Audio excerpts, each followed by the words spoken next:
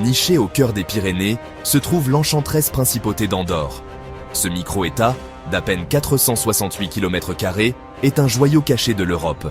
Situé entre la France et l'Espagne, c'est une petite nation avec une grande histoire. La beauté d'Andorre est indéniable. Des pics imposants et des vallées luxuriantes définissent son paysage.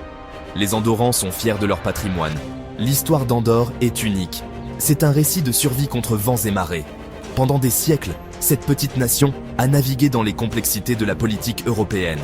Elle a maintenu son indépendance grâce à la diplomatie et à la résilience. L'histoire d'Andorre témoigne de la force de son peuple et de son esprit tenace. La légende raconte qu'Andorre doit son existence au grand Charlemagne. L'histoire dit que Charlemagne, roi des Francs, menait son armée à travers les Pyrénées. Il combattait les Maures qui avaient envahi la péninsule ibérique. L'armée s'est retrouvée piégée dans un étroit col de montagne. Soudain, une violente tempête a éclaté. Au moment où tout espoir semblait perdu, les Andorrans, habiles montagnards, sont apparus. Ils ont guidé Charlemagne et ses hommes par des chemins secrets, les sauvant d'une défaite certaine.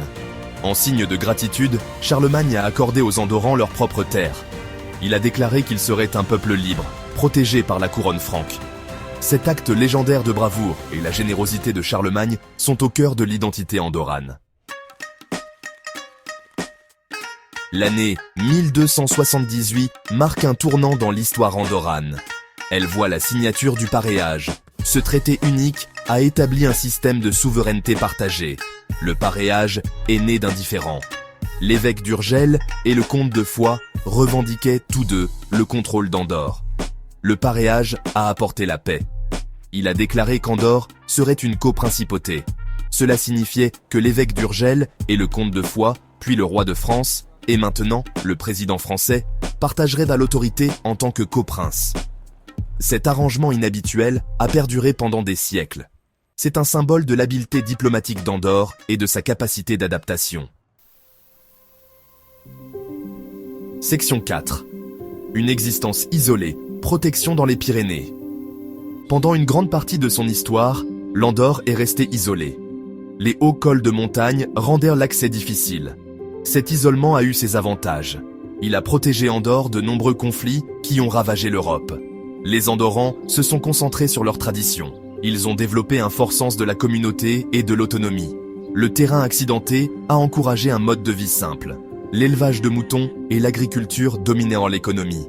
Cet isolement, bien que difficile, a contribué à préserver la culture et l'identité unique d'Andorre.